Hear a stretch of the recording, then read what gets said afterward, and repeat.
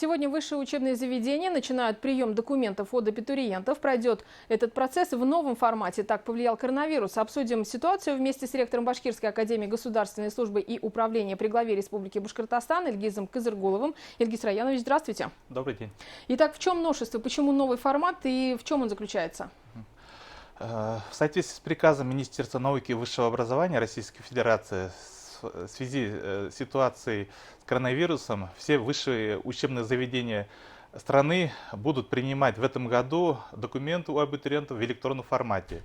Каждый вуз предоставит возможность открыть абитуриенту личные кабинеты, где у абитуриента будет возможность подать заявление, документы об образовании, документы, удостоверяющие личность, ну и другие документы, индивидуальные достижения, особые условия, которые показывают.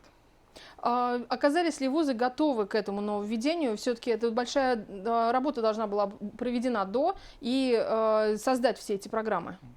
Ну, как вы знаете, все учреждения образования, в том числе учреждения высшего образования, с марта месяца реализуют свои программы в дистанционном формате. И поэтому, по крайней мере, прием документов в электронном формате вузы были готовы, были подготовлены все технические и организационные возможности. Ну, на примере БАКСУ, как вы эту работу проводили? У нас прием документов начнется с 1 июня. То есть сегодня? Да, сегодня. На сайте БАКСУ есть специальные страницы приемной комиссии, есть личный кабинет абитуриенты. Абитуриенты после авторизации, у них есть возможность подать все эти необходимые документы для поступления в электронном формате. Им нужно только отсканировать или сфотографировать все нужные документы, загрузить, и заявление мы принимаем. И если выпускник этого года, он потом представит результаты единого государственного экзамена, кто сдает внутренние экзамены вуза по графику, по расписанию экзаменов сдаст и будут, соответственно, в конкурсе участвовать. До какого числа продлится прием документов? В нашем вузе установлено с 1 июня до 20 августа. Ну, каждый вуз сам устанавливает сроки приема документов, кто-то с 20 июня начинается. Специфика этого года еще состоит в том, что, как вы знаете, государственный экзамен дети будут сдавать позже, в июле месяце. Раньше это все происходило в мае. Поэтому все сроки приема документов абитуриентов после школы будут сильно скорректированы. У них в конце июля, в начале августа только начнут прием документов у них производить. Что изменит это в глобальном понимании, да, вот в этом процессе поступления в вуз? Ну, сильных таких изменений не будет. Как планируется, все вузы все-таки начнут учебный год с 1 сентября. Есть, конечно, опасения, что из-за того, что нужно проверить результаты единых государственных экзаменов, конкурс провести и процедуру зачисления, возможно, некоторые вузы начнут учебный год 10 сентября. А так все в штатном режиме. Особенность этого года, что школьники получит аттестат без сдачи единого государственного экзамена, а единый государственный экзамен будут сдавать только желающие поступать в высшее учебное заведение. По вашим ожиданиям, по каким специальностям будет наибольший конкурс?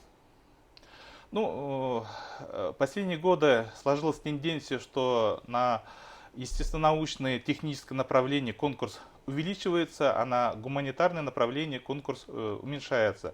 Также есть тенденция, что выпускники школ чаще стали выбирать учреждения среднего профессионального образования, то ли или из-за боязни сдавать единый государственный экзамен, то ли из-за того, что сейчас рабочие профессии, спрос на рабочие профессии увеличивается. Ну и в том числе там растут и доходы. Да, да. Какие советы в связи с этим вы можете дать абитуриентам? Тем, кто будет поступать в БАКСУ. Ну, в целом, каждый абитуриент имеет право подавать документы в 5 вузов и на 3 направления в каждом вузе. Ну, если говорить о Башкирской академии государственной службы и управления при главе республики, то мы на рынке образовательных услуг уже почти 30 лет. У нас обучение практикоориентированное, наши выпускники хорошо трудоустраиваются и в предприятия, организации, в органы власти. Средняя зарплата выпускников выше среднего, чем вузы, другие вузы. Например, мы отстаем только, наверное, по зарплате от нефтяного университета. Аккредитацию мы недавно прошли на 6 лет.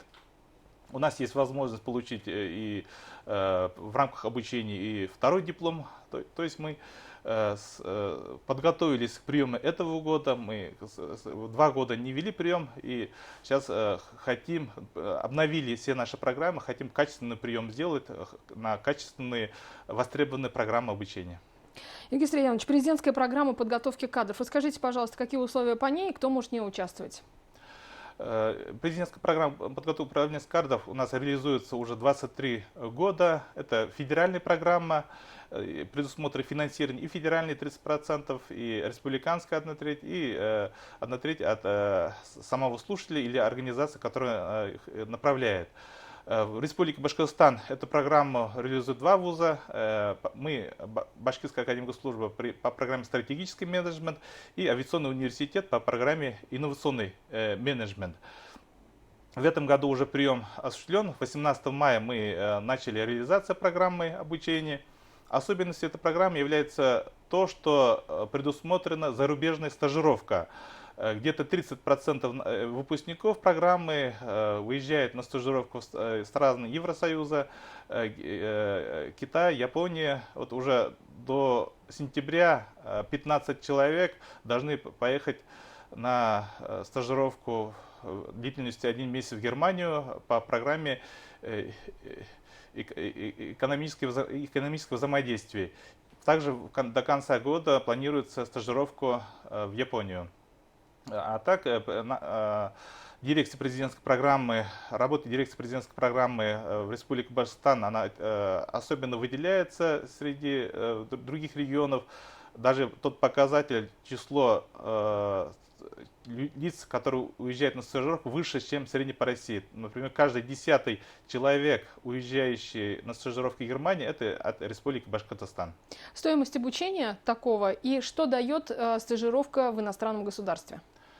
Ну, стоимость для слушателей всего 20 тысяч, как бы я сказал, остальные... Это весь курс? Весь курс. Остальные суммы идут из федерального финансирования, республиканского финансирования.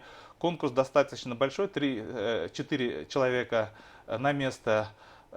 Лица, которые окончили эту программу, они